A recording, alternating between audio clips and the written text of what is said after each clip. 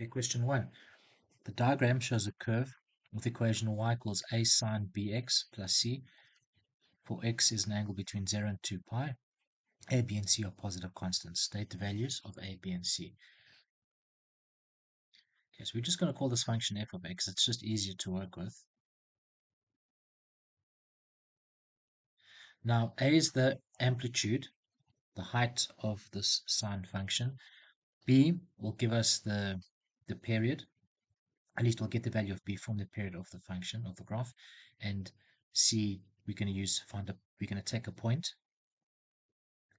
that lies on the function once we've got the values of a and b, and then we'll find c from that. So a is the height of the function. So the first thing we are going to do is just draw a horizontal line that represents the rest position of this function. So if we take the highest point on the sine function, call that point A, it's also point B. If we can determine the amplitude or the height of this function from the highest point to the rest position. That's why we drew that horizontal line in. And we get that because we've got a crest here and a trough, right? And that represents from that point there, call that O, to this point over here, let's call it C. From O to C represents one wavelength, right? One wavelength or one period, which consists of a crest, which is this over here, and a trough.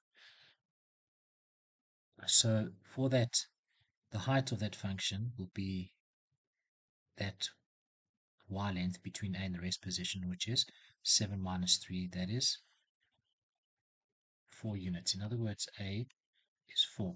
To find the value of b, we're going to look at the period of the function. So a period is a crest and a trough. So what I've highlighted in purple, what's been highlighted in purple represents the period of the function. So we move through, starting at O, at 0. At O, we move through until we get to C, and that is one complete wavelength, one complete period, and we move through pi degrees.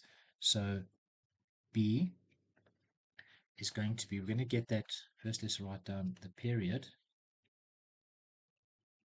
is pi radians, not pi degrees. That's pi radians. Now, for a sine function, the period is given by, if you're working in degrees, 360 degrees divided by b, but since you're working in radians, it will be 2 pi divided by b, and that equals the period here. So solving for b will give us 2 pi over pi, b equals 2. So we've got a and we've got b. So f of x equals 4 sine 2x plus c. Now to find c, we're just going to take a point that lies on the function and substitute it to find the value of c.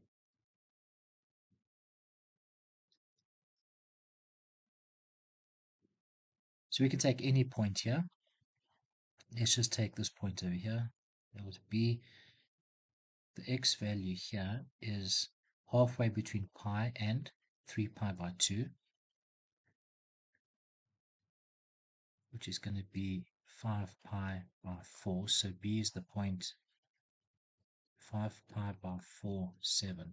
And we'll substitute that point into the function. So 7 equals 4 sine 2 times 5 pi by 4 plus c.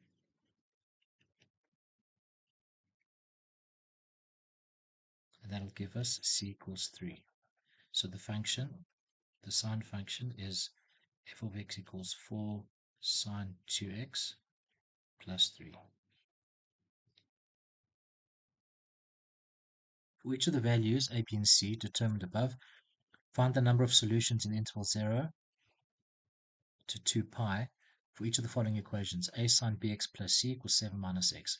This function over here we just found, right, which we called f of x, and 7 minus x is just a straight line graph. We'll call that g of x. So basically, we are just looking for the point of intersection between f of x and g of x. g of x being a straight line graph, you're just going to sketch a straight line, find the intercepts with the axes, the x-intercept and the y-intercept, plot those 2 points, and then draw a straight line through them. And that's been done. So the straight line is g of x, sine graph is f of x, and we have 5 points of intersection.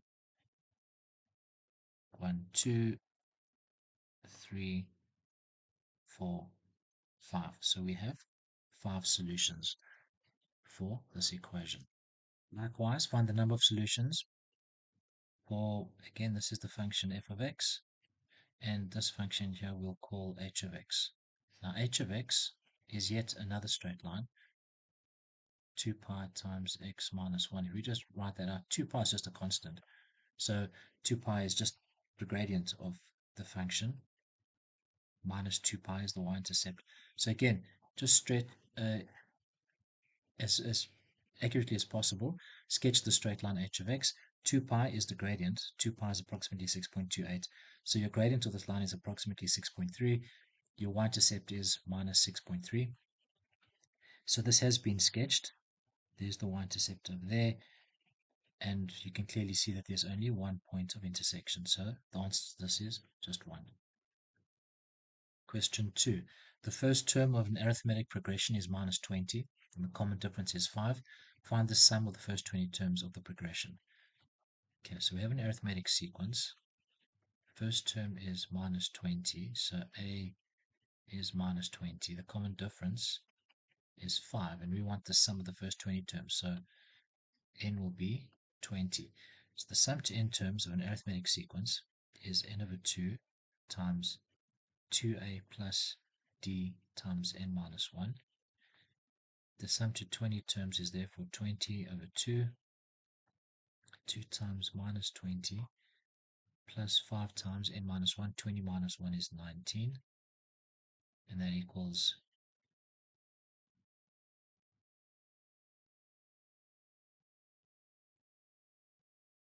10 times 55, which is 550. It is given that the sum of the first 2 k terms is 10 times the sum of the first k terms. Okay, before we look at this, one value of k, before we look at this, we are going to have to establish an expression for the sum of the first 2 k terms and the sum of the first k terms. Once we've got that, we can then look at this. Well, the sum to 2 k terms is 10 times the sum of the first k term. So the sum to 2 k terms is 10 times the sum to the first k terms. So once we've got the two expressions for the sum to 2 k terms and the sum to k terms, we can then use and apply that. So the sum to n terms is n over 2 times 2a plus d times n minus 1. The sum to 2k terms will be, n is clearly 2k, so it'll be 2k over 2 times 2a. Remember that a is minus 20 and d is 5. So 2 times minus 20 is minus 40, plus 5 times n is 2k. 5 times 2k minus 1. That'll give us k times minus 40 plus 10k minus 5. K times 10k minus 45, which is 10k squared minus 45k. So we've got the expression for the sum to 2k terms. We're now going to do the same for the sum to k terms. So the sum to k terms will be k over 2 times 2 times minus 20 minus 40 plus 5 times n minus 1. N is k, so it's 5 times k minus 1. That equals k over 2 times minus 40 plus 5k minus 5.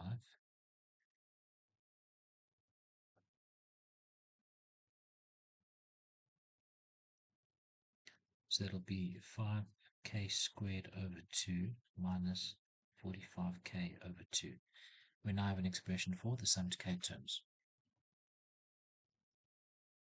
Okay, so the sum to 2k terms equals 10 times the sum to k terms, so 10k squared minus 45k equals 10 times 5k squared over 2 minus 45k over 2.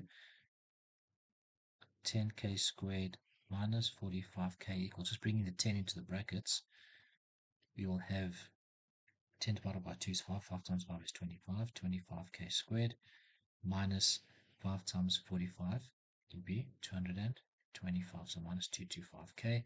We now have a quadratic in terms of k, so we can simply get all the terms onto the one side equal to 0. So 15k squared minus 180k equals 0. Divide through by 15.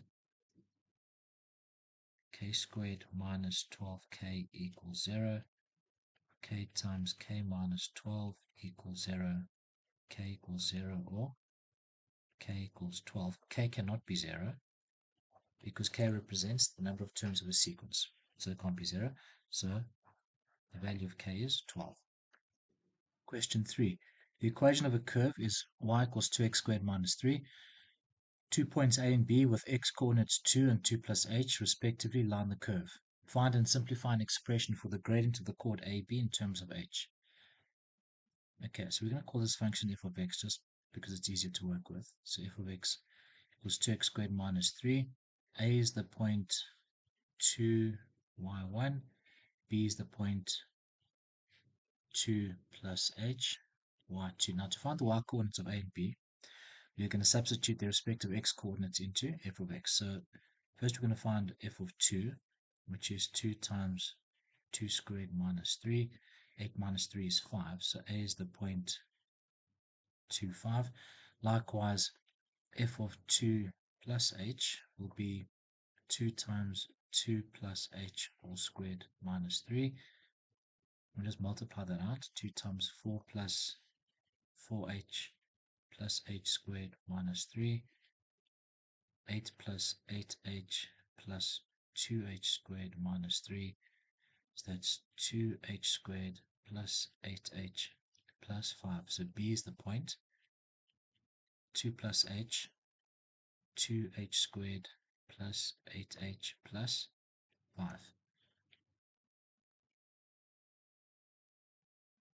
Now, before we find the gradient of the chord AB, just bear in mind that f of x is a quadratic, and it will look something like that.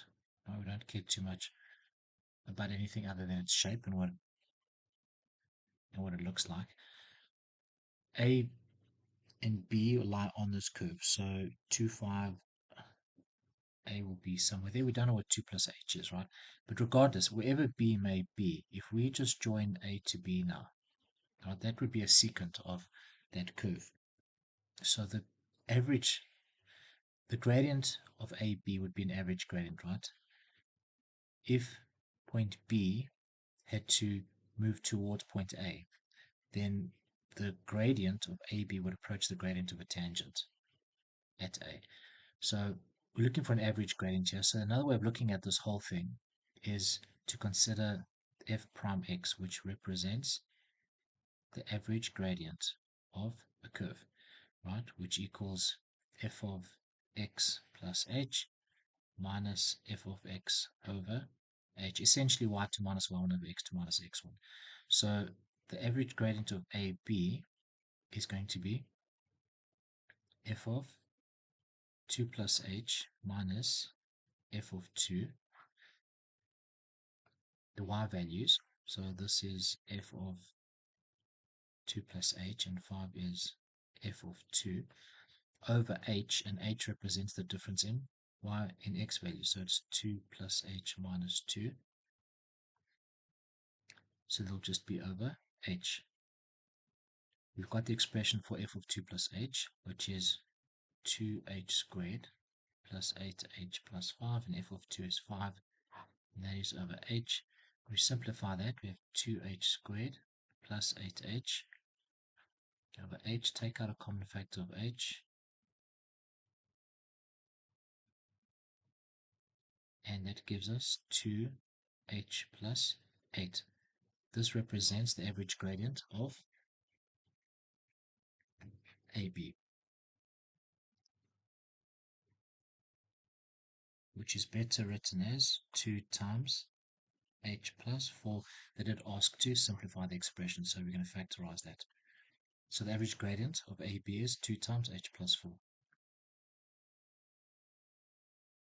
Explain how the gradient of the curve at the point A can be deduced from the answer to part A. State the value of this gradient.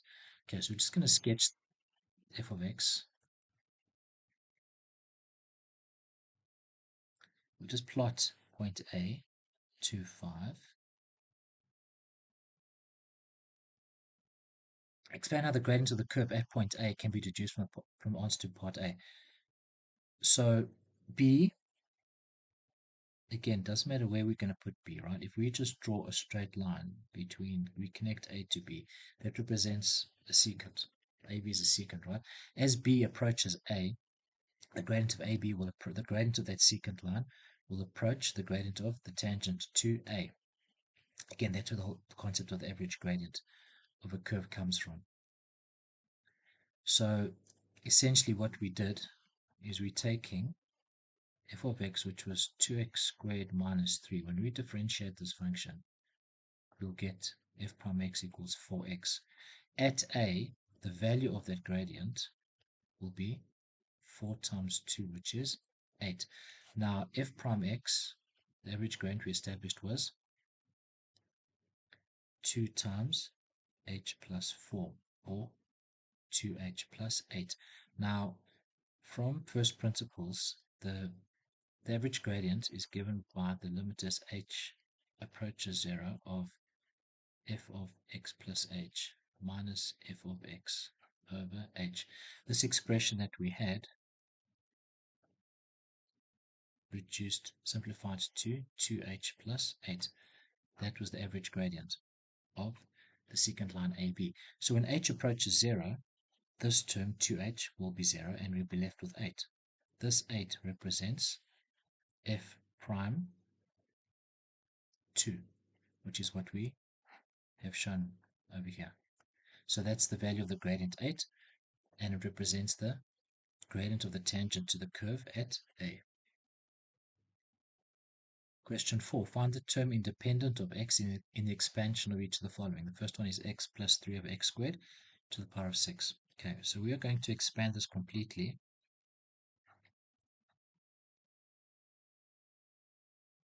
And then we're going to identify the term that is independent of x. So the first term is 6 choose 0, x to the 6, plus 6 choose 1, x to the 5 times 3 over x squared, plus 6 choose 2, x to the 4 times 3 over x squared squared, plus 6 choose 3, x to the 3, 3 over x squared to the 3, plus 6 choose 4, x squared times 3 over x squared to the 4, plus 6 choose 5, x to the 1, 3 over x squared to the 5, plus 6 choose 6, 3 over x squared to the 6. Now we are required to find the term independent of x. Okay, the first term clearly contains an x, so it's clearly not independent of x, so we're just going to disregard that. The second term, we have an x to the 5, and then we have division by x squared. This is going to give us a term x to the 3, which still contains an x, so therefore this term also we're going to just disregard. The third term, we have x to the 4, and then we have division by x squared squared. So we can have x to the 4 divided by x to the 4, and that's going to cancel out. So this term will be independent of x. There is no x term in the third term over there. The fourth term will have x cubed, and then we'll have 1 over x squared to the power of 3. So we'll have x cubed divided by x to the 6. This term, the fourth term contains x, so therefore we disregard that term. The fifth term will have an x squared divided by x to the 8. That's going to give us a term in x. Also, that will not, we disregard that. We're going to disregard the next two terms as well because they containing an x. So we have 6 choose 2. I'm just writing this out. We'll have x to the 4 over 3 squared is 9 over x to the 4.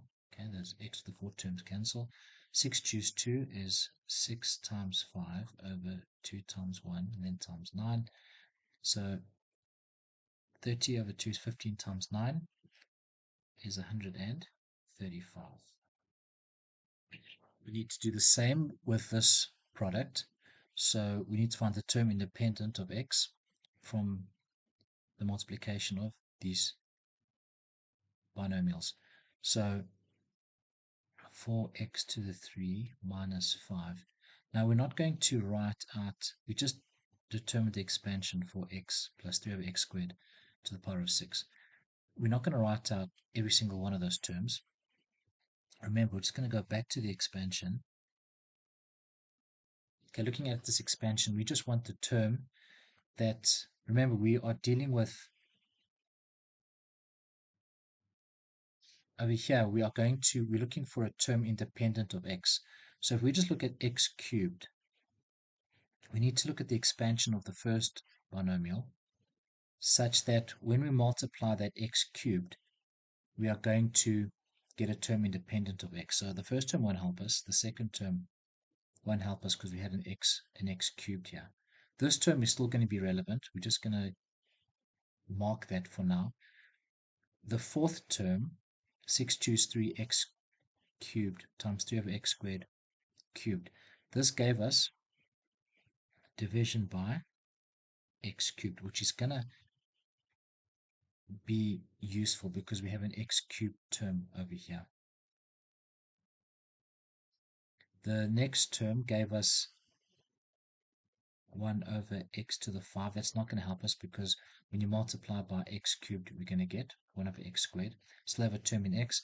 The same will happen for the next term and the next term there. So the only terms we are now considering, so we are going to look at this term now. So we're not going to write down all the terms here. We're just going to write down the terms that are relevant.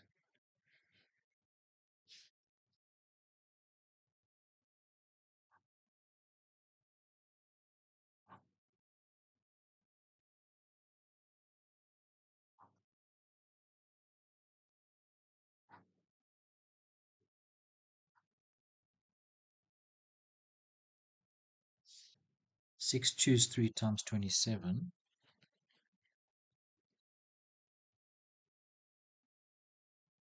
is 540. We'll have x cubed divided by x to the 6. So that's 540 divided by x cubed. And you just need to be sure that every other term in the second expansion, when we multiply by 4x cubed minus 5 is going to give us a term in x. That's why we've disregarded terms on either side of these terms here. Okay, we have an x to the 6 in the first term, so when you multiply by 4x cubed minus 5, you'll still get a term in x. And the same happens with the others except the highlighted terms over here. What we need to be concerned with now are just the terms that are going to give us the terms that will be independent of x. If we take 4x cubed times 135, we get a term in x. We don't want that. However, if we take 4x cubed and multiply it by 540 over x cubed, those x cubed terms are going to cancel out. So we are interested in 4x cubed times 540 over x cubed minus 5 times 135, 675, minus 5 times 540 over x cubed gives us a term in x, and we don't want that. So the only thing we're interested in are these terms over here, because these terms are going to give us terms that are independent of x. That x cubed will divide, that x cubed will cancel. 540 times 4 will give us 2160 minus 675, and that equals 1485. Question 5. The function f is defined by f of x equals 2x plus 1 over 2x minus 1 for x is less than a half. State the value of f of minus 1.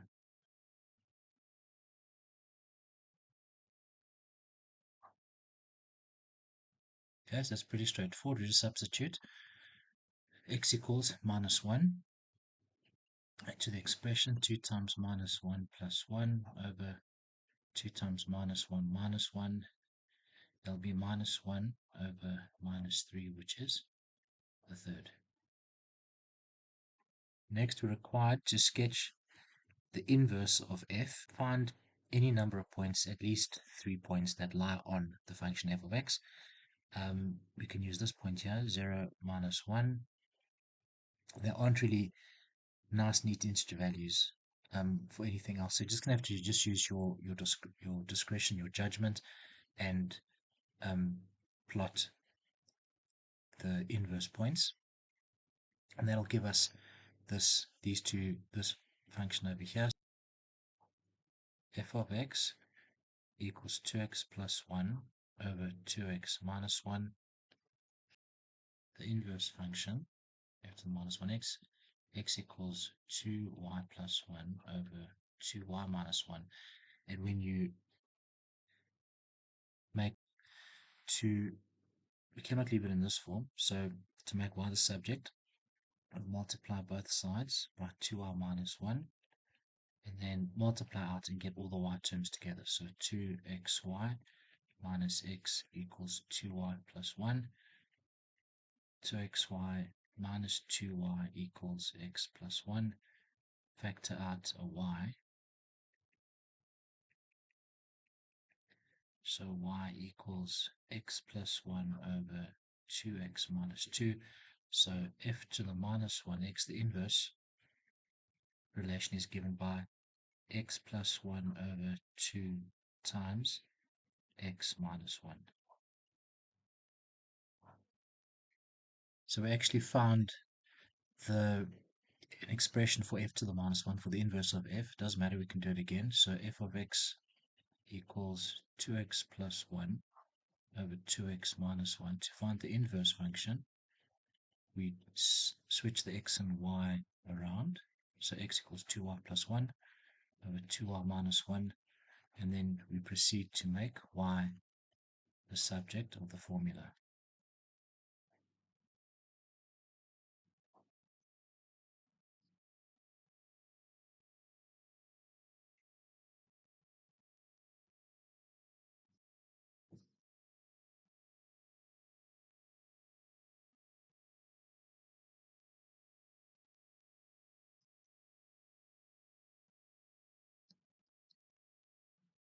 So f to the minus 1x equals x plus 1 over 2 times x minus 1. The domain of f was x is less than a half. That's how it was defined. So the domain of the inverse relation is x is less than 1. The function g is defined by g of x equals 3x plus 2, for x is an element of real numbers. Solve the equation f of x equals g of f over quarter. Okay, so f of x equals 2x plus 1 over 2x minus 1. F of a quarter is therefore 2 times a quarter plus 1 over 2 times a quarter minus 1. A half plus 1 is 3 over 2. And it's going to be a half minus 1 is minus a half. So f of a quarter will be minus 3.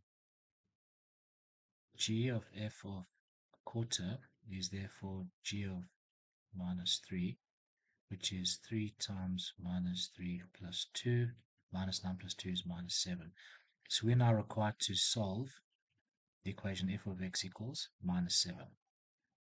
Breaking it up into simpler constructs like this is just going to simplify the problem. So 2x plus 1 over 2x minus 1 equals minus 7. 2x plus 1 equals minus 7 times 2x minus 1. And just expand that and solve for x. So 16x equals 6. X equals 16 over x equals 6 over 16. X therefore equals 3 over 8. Question 6. The diagram shows a metal plate OA, BC, DEF consisting of sectors of two circles, each with center O. The radii of sectors AOB and EOF are r centimeters, and the radius of sector COD is 2r centimeters. Angle AOB equals angle EOF, which is theta radians, and angle COD is 2 theta radians. Given the perimeter of the plate is 14 centimeters and the area of the plate is 10 square centimeters, find the values of r and theta. Okay, because we're given the perimeter of the plate and the area of the plate, we're going to formulate expressions for the perimeter and the area, and then obviously have simultaneous equations we can then solve. So the first thing we're going to do is just find an expression for the perimeter of the plate. So the perimeter of the plate is the distance around the shape. So it will be AO plus arc AB plus BC plus arc CD plus DE plus arc EF plus OF. Okay, so AO is r centimeters, given that it's r centimeters. Arc AB will be, arc length will be the radius times the arc angle, so it'll be r times theta.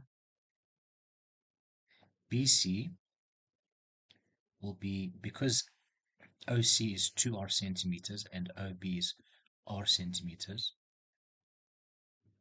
BC is the difference between them, which will be r centimeters. Arc CD will be the radius of the sector, which is OC, which is 2r, times the arc angle is 2 theta. DE is also going to be r centimeters.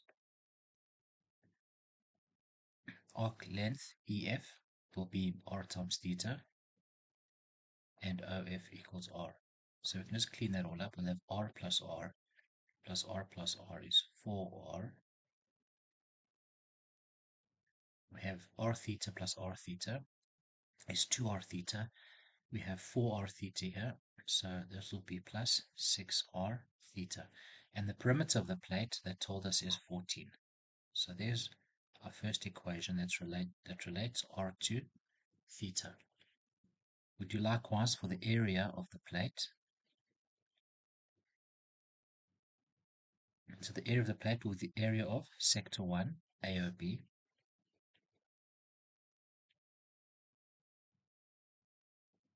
plus the area of sector 2, which is sector COD, plus the area of sector 3, which is sector EOF. So the area of the plate will be a half r squared theta plus the larger sector will be a half. The radius of the larger sector is 2r, so it's a half 2r squared times the arc angle 2 theta plus a half r squared theta. And that equals half r squared theta plus half r squared theta is r squared theta plus, we have 2 squared is 4 times 2 is 8, half of that is 4, and then we'll have r squared theta. So the area of the plate is 5r squared theta, and they said that the area was 10 square centimeters. So 10 equals 5r squared theta, just coming up here. R squared theta equals 2, so theta equals 2 over r squared. Taking the first equation, 14 equals 4r plus 6r theta, just dividing through by 2. Just simplifying it, 7 equals 2r plus 3r theta. Theta is 2 over r squared, so 7 equals 2r plus 3r times 2 over r squared. 7 equals 2r plus 6 over r. Multiplying through by r, 7r equals 2r squared plus 6. We now have a quadratic which we can solve.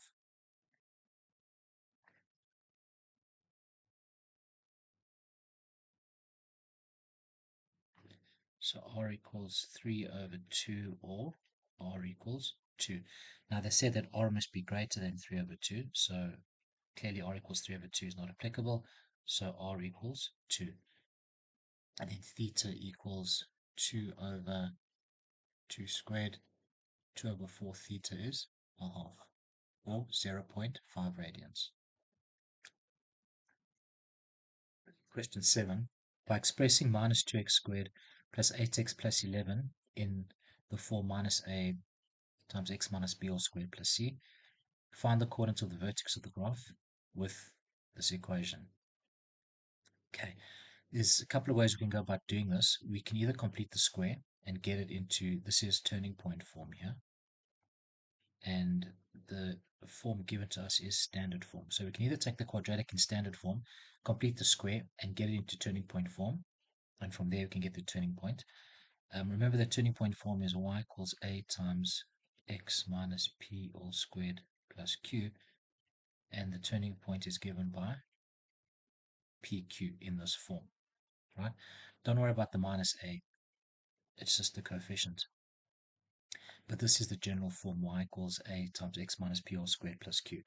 And that will give us the turning point PQ, which is the vertex of the graph. So we can either complete the square, get the quadratic into turning point form, and then read off the turning point, which is the vertex of the function of the graph, or we can just take the standard form of the quadratic, find the axis of symmetry, x equals minus b over 2a, and then find the turning point from there. It doesn't matter how you go about finding the vertex, but they did say that you need to express the standard form quadratic in turning point form, which means we are going to complete the square. So minus 2x squared plus 8x plus 11. We're first going to take out a factor of minus 2. So it's minus 2 times x squared minus 4x minus 11 over 2. That equals minus 2 times x squared minus 4x plus minus 2 squared minus 11 over 2 minus 2 all squared. That's minus 2 times x minus 2 all squared minus 11 over 2 minus 4 minus 11 over 2 minus 4 is minus 19 over 2, and then we can bring the 2 into the square brackets. Minus 2 times x minus 2 squared plus 19, and this is the required form. So comparing this to minus a times x minus b all squared plus c, clearly we can see that a is 2, b equals 2, and c equals 19.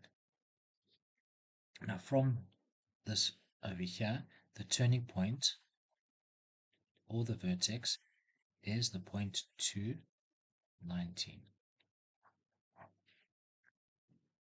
Okay, the diagram shows part of the curve with the equation y equals minus 2x squared plus 8x plus 11, and the line with the equation y equals 8x plus 9. So the top function, which is the curve, we call f of x. F of x is the quadratic, minus 2x squared plus 8x plus 11, and the line is g of x, and g of x equals 8x plus 9. Now we're required to find the area of the shaded region. So to find the area of the shaded region, we're going to be integrating the expression f of x minus g of x with respect to x, right, top curve minus bottom curve, between, and the boundaries of integration will be at the points of intersection. So we'll just call this point A and B. We need to find the x value at A and x value at B, and that will give us the boundaries of integration, the limits of integration. So the first thing we're going to do is solve simultaneous equations by equating f of x to g of x. So minus 2x squared plus 8x plus 11 equals 8x plus 9. Getting a standard quadratic out of this, we have 2x squared minus 2 equals 0. Divide through by 2, x squared minus 1 equals 0. X plus 1 times x minus 1 equals 0. X is minus 1 or x equals 1. These values of x represent the x coordinates of the points of intersection of the two curves. So those are the boundaries of integration.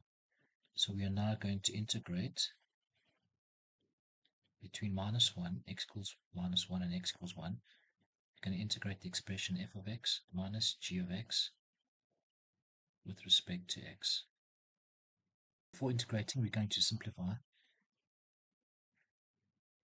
the integral. So minus 2x squared plus 8x minus 8x is 0. 11 minus 9 is 2. So minus 2x squared plus 2. We're integrating that with respect to x. So integrating gives us minus 2x cubed divided by 3 plus 2x evaluated between x equals minus 1 and x equals 1. So it equals minus 2/3 times 1 cubed plus 2 times 1 minus 2/3 times minus 1 cubed plus 2 times minus 1. That's minus 2/3 plus 2 minus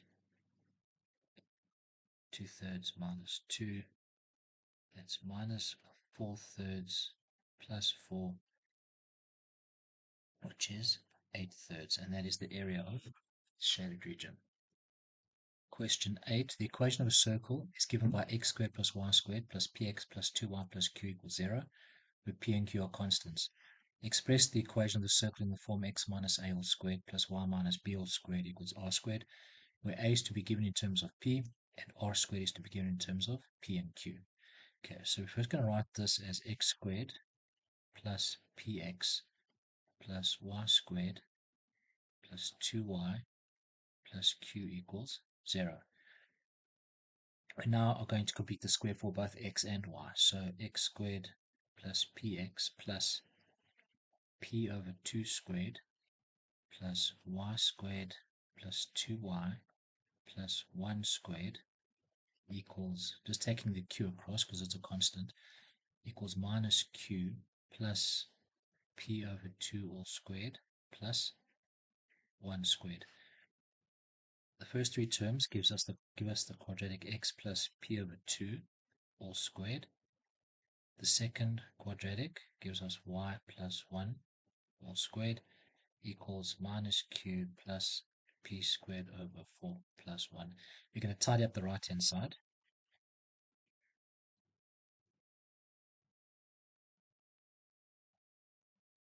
So we'll have minus 4q plus p squared plus 4 over 4. This expression on the right hand side represents r squared. General form is given here. The circle x minus a all squared plus y minus b all squared equals r squared. So clearly a is minus p over 2, right, comparing the two expressions, and b is minus 1, and r squared is all of this on the right hand side. R squared is p squared minus 4q plus 4 over 4. The line with the equation x plus 2y equals 10 is the tangent to the circle at the point A, 4, 3. Find the equation of the normal to the circle at the point A. Okay, the equation of a normal. Normal is a straight line. Okay, the general equation of a straight line is y equals mx plus c. So to get the equation of a normal, we're going to need to know the gradient of the normal and a point that lies on the normal. Now, we're required to find the equation of the normal to the circle at the point A, and we're given the point A. So we've got that point already, 4, 3. We just need to find the gradient of the normal. We're going to find the gradient of the normal from the gradient of the tangent to the circle at A, because a tangent and a normal are perpendicular to each other, which means that the product of their gradients is -1. So we first got to get the tangent into standard form. So we can get the gradient of the tangent. 2y equals minus x plus 10. Y equals minus a half x plus 5. This is the equation of the tangent, the gradient of which is minus a half. So therefore, the gradient of the normal is going to be the negative reciprocal of minus a half, which is 2. And then we have the point 43, so we can find the equation of the normal. So y minus y1 equals m times x minus x1. You can also just use y equals mx plus c if you prefer. Y minus 3 equals 2 times x minus 4. Y equals 2x minus 8 plus 3, 2x minus 5. So y equals 2x minus 5 represents the equation of the normal to the curve, to the circle, at the point A43. Next, we're required to find the value of P and Q.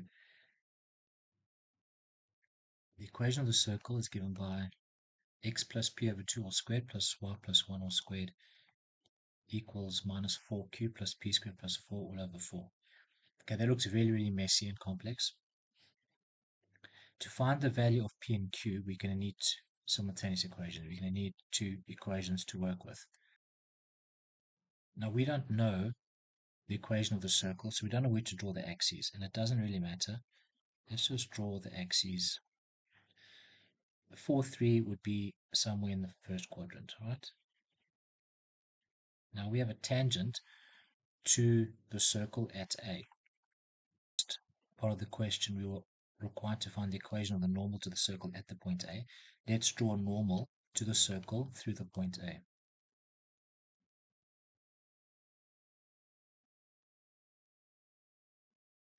Now we know that a normal and a tangent are perpendicular to each other. So we can mark the two lines perpendicular to each other. We also know that the line segment drawn from the center of a circle to the point of contact between a circle and a tangent is perpendicular to the tangent, right? So we know from this diagram and from our knowledge of Euclidean geometry that the normal passes through the center of a circle. So we're just going to mark it there, whatever it may be. Let's call that point M. There's no disputing that because a radius, in this case AM, is perpendicular to a tangent at the point of contact. We're told that we have a tangent line, x plus 2y equals 10, is a tangent to the circle at A. We've sketched point A, we've sketched the tangent, and we know that the line segment, the radius of the circle, is perpendicular to the tangent at the point of contact. We've also established the equation of the normal to the circle through the point A, so the line segment passing through point A and perpendicular to the tangent, the normal, has to pass through the center of the circle. So we know that the center of the circle lies on the normal. Now the normal has the equation y equals 2x minus 5, which we established. We also know the equation of the circle, x plus p over 2 all squared plus y plus 1 all squared equals minus 4q plus p squared plus 4 over 4.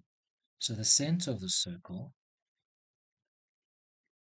is minus p over 2 minus 1, right, which we get from the equation of the circle. That center is the point M. So M is the point minus p over 2 minus 1.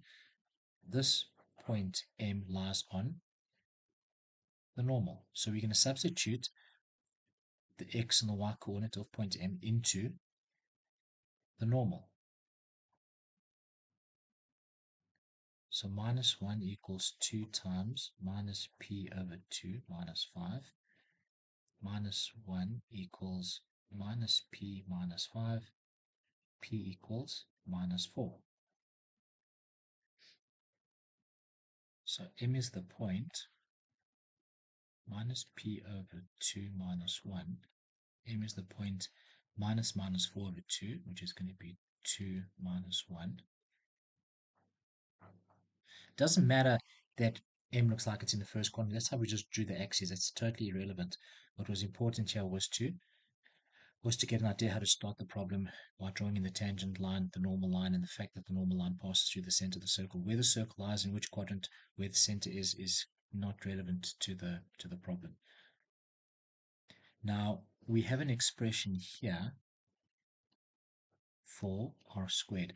AM represents the radius of the circle. So since we have the coordinates of A and M, we can find an expression for AM, the length of AM.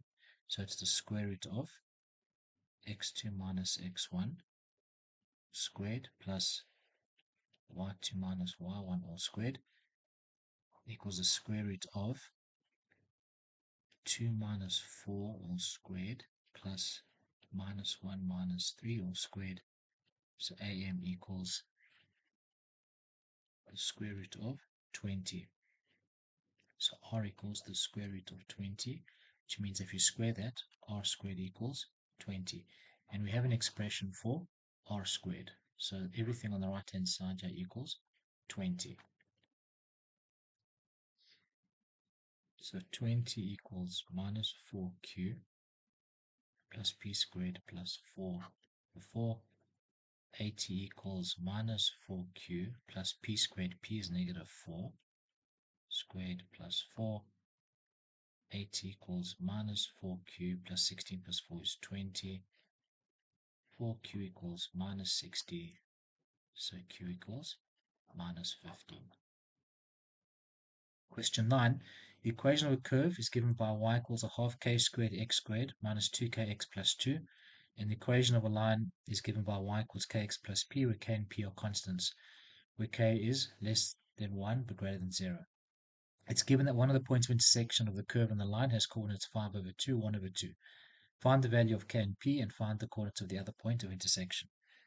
Okay, so the first thing we're going to do is just call the curve f of x a half k squared x squared minus 2kx plus 2. Just doing this makes it a lot easier to work with, and then g of x will be the line kx plus p. Now we're given one of the points of intersection, which is 5 over 2, 1 over 2. So we call g of x kx plus p. If we substitute the point 5 over 2, 1 over 2 into g of x, we're going to get an expression relating k to p. So g of 5 over 2 equals k times 5 over 2 plus p. Half equals 5k over 2 plus p. So 1 equals 5k plus 2p. P therefore equals 1 minus 5k over 2.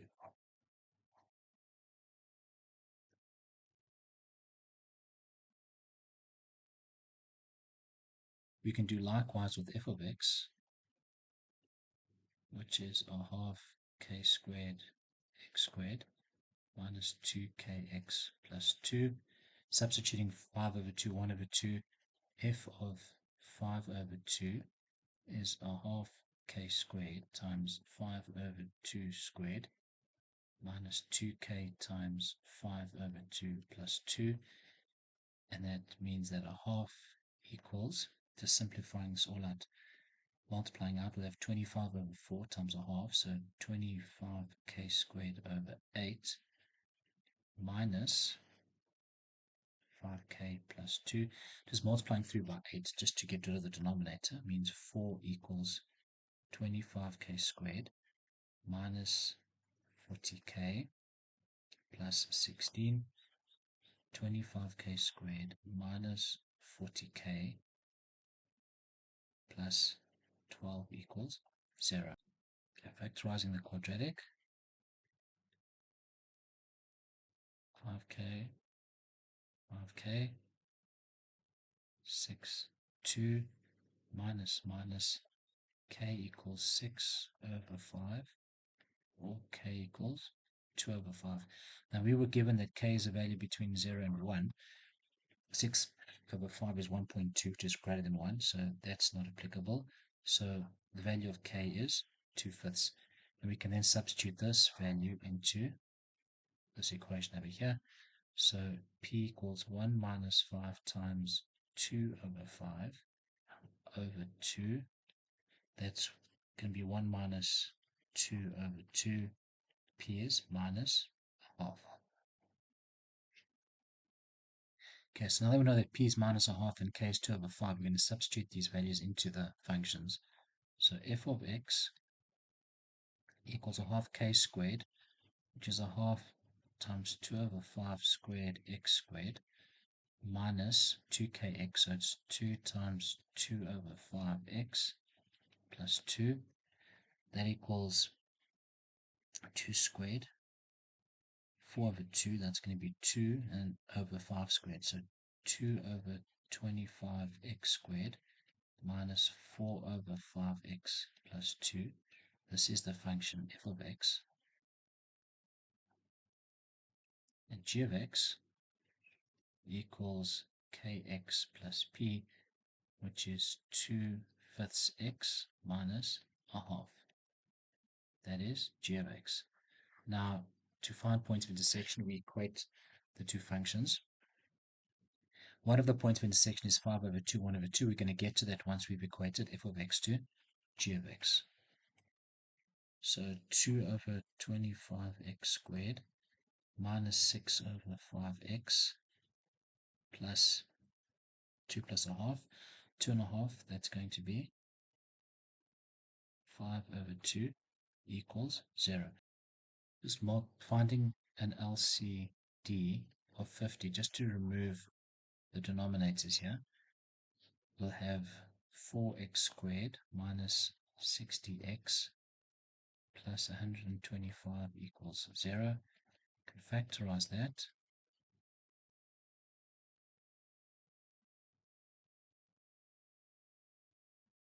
Minus, we'll have minus 10 minus 50 is minus 60, so x equals 25 over 2, or x equals 5 over 2. These values of x represent the x coordinates of the point of intersection of f of x and g of x. Now, x equals 5 over 2 should not be surprising because that's the x coordinate of the first point of intersection. So this is the point 5 over 2, 1 over 2. You can call that point A if you like. And then point B is 25 over 2y. Now to find the y coordinate of B, we're just going to substitute its x coordinate into either of f of x or g of x. But obviously we'd substitute into the simpler equation, which is g of x. So g of 25 over 2 equals 2/5 times 25 over 2 minus a half. 25 over 5 is 5 minus a half, 4 and a half, which is 9 over 2. So B is the point 25 over 2, 9 over 2, and that's the second point of intersection. It's now given, instead, the line and the curve do not intersect. Find the set of possible values of P. Okay, f of x is a half k squared x squared minus 2kx plus 2. G of x is kx plus p. Now, the fact that they're telling us that the line and the curve do not intersect, this just means that there's no solution when we equate f of x to g of x. So there's no point of intersection. So we've got a quadratic, we've got a straight line graph, and if we sketched both of them, if we knew what k and p were for argument's sake, we sketched the two functions, they would clearly not intersect. So what we're going to do is to solve this problem, to find the values of p, we are going to set f of x equal to g of x, find the discriminant, and then put the discriminant less than 0, because when the discriminant of a quadratic expression is less than 0, that means there's no solution, the nominal roots.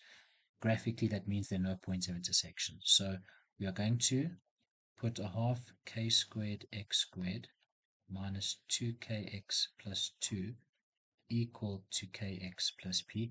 Find an expression for the discriminant of the resulting quadratic and then put it less than 0. So a half k squared x squared minus 2kx minus kx minus 3kx plus 2 minus p equals 0. Okay, so delta equals b squared minus 4ac. B is minus 3k, so minus 3k all squared minus 4 times a, which is a half k squared, times c, which is 2 minus p. That equals 9k squared minus 4 times a half k squared is 2k squared. Minus 2k squared times 2 is minus 4k squared. Minus 4 times a half k squared is minus 2k squared times minus p is plus 2k squared p. So delta equals 5k squared plus 2k squared p. Now, because the line and the curve do not intersect, that means delta is less than 0. So for non-real roots, delta is less than 0. So 5k squared plus 2k squared p is less than 0. If we take out a common factor of k squared, we're left with 5 plus 2p in the brackets, and that is less than 0. Now k squared, remember that k is a value between 0 and 1. That's how it was defined. As long as k is not 0, it actually doesn't matter what the range values of k are. As long as k is not 0, k squared is always going to be greater than 0, because whatever the value of k is, you square it, it's going to get a positive number. Positive numbers are greater than 0. So k squared is always positive. Now, the only way that this inequality, the quantities on the left-hand side, can be less than 0. If k squared is positive, it means that 5 plus 2p has to be negative. A plus times a minus is always a minus, always less than 0. So 5 plus 2p has to be less than 0. So 2p is less than minus 5. P is less than minus 5 over 2. And those are the range of values of p for which the line and the curve will never intersect. Question 10. Function f with domain x greater than 0 is such that f prime x, the derivative or gradient function, equals 8 times 2x minus 3 to the third minus 10x to the 2/3. It's given that the curve with the equation y equals f of x passes through the point 1, 0. You're required to find the equation of the normal to the curve at the point 1, 0. Okay, a normal is a straight line. To find the equation of a straight line, the general equation of a straight line is y equals mx plus c. To find the equation of a straight line, we need to know the gradient and a point that lies on the line.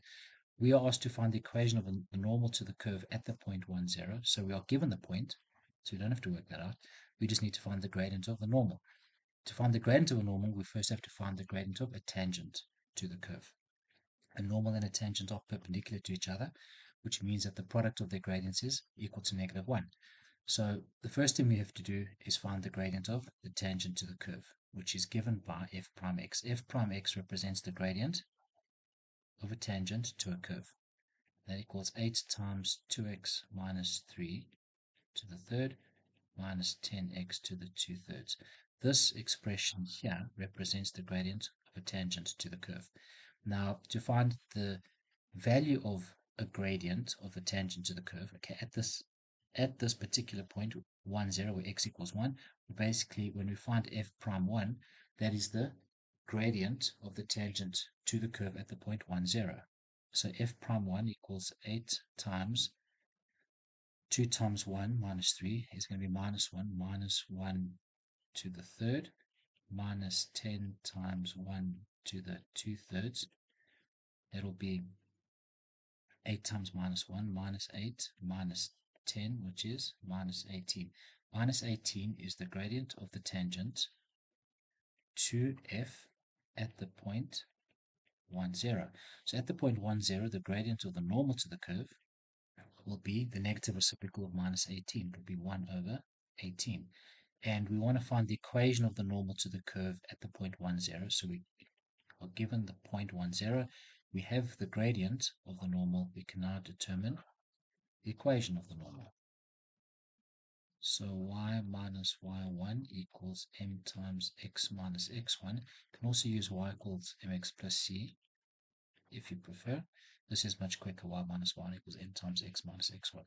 So y minus 0 equals 1 over 18 times x minus 1. Y equals 1 over 18x minus 1 over 18. And this represents the equation of the normal to f of x at the point 1, 0. Now we're required to find f of x, in other words, find the equation of the curve. So the gradient function f prime x equals 8 times 2x minus 3 to the third minus 10x to the 2/3. So to find the equation of the curve, we're going to integrate this expression. So f of x equals 8 times 2x minus 3 to the third plus 1, so to the 4/3. We divide by 4/3 and multiply by 1 over the derivative of 2x minus 3, so we multiply by 1 over 2, minus 10x to the 2/3 plus 1, x to the 5/3 divided by 5/3 plus c, the constant of integration. So f of x equals 3 times 2x minus 3 to the 4/3 minus 6x to the 5/3 plus c. A point that lies on the curve is the point 1, 0. So 0 equals 3 times, where x equals 1. We'll have 2 minus 3 is minus 1 to the 4/3 minus 6 times 1 to the 5/3 plus c. 0 equals minus 1 to the 4/3 will just be 1.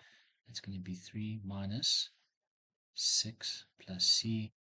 C will therefore be 3. The equation of the curve is therefore given by f of x equals 3 times 2x minus 3 to the 4/3 minus 6x to the 5/3 plus 3.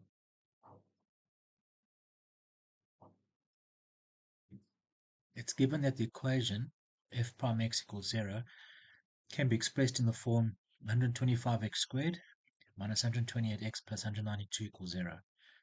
Determine, making your reasoning clear, whether f is an increasing function, a decreasing function, or neither. Can.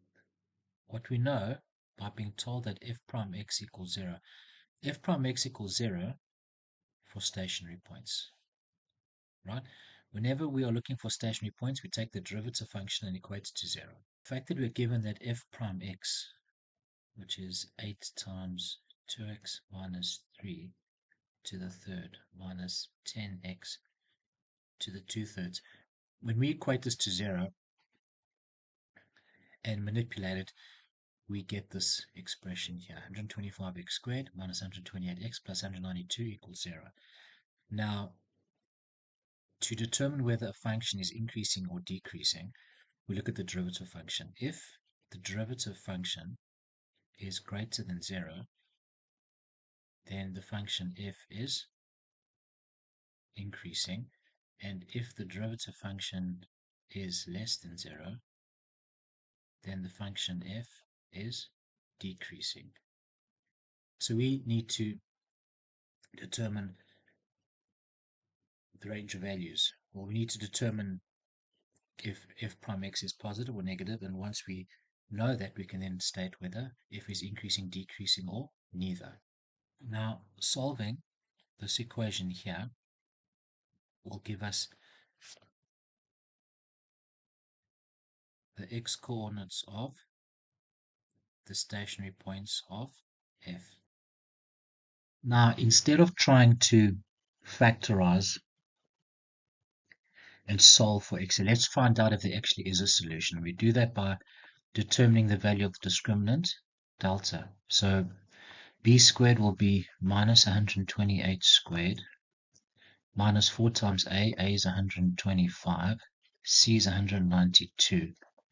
Delta therefore equals minus 79616, which is clearly less than 0.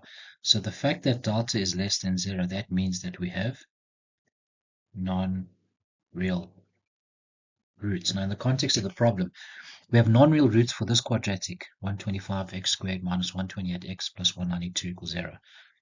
So that means that there is no solution. In other words, what this represents, this quadratic here represents the quadratic that leads to stationary points of f. Now, the fact that there are no real roots for the quadratic, that means there are no stationary points. So, no stationary points for the function f of x. We were given that the domain of f of x is greater than 0. If we take a positive value and we substitute it into the derivative function, let's see, we will find out what happens, what kind of values we get for f prime x. X is positive, x is greater than 0. So if we just take any value greater than 0, take a dummy value like 2. 8 times 2 times 2 minus 3 to the third minus 10 times 2 to the 2/3. So 2 times 2 will be 4 minus 3 is 1. It'll be 8 minus 10 times 2 to the 2/3. So we're going to get a negative value out of that. And because this power x to the 2/3 is larger than this brackets to the third, we essentially are going to be subtracting a larger number from a smaller number, which means that f prime x is going to be less than 0 for x being greater than 0. So because f prime x is less than 0, we are going to get a decreasing function f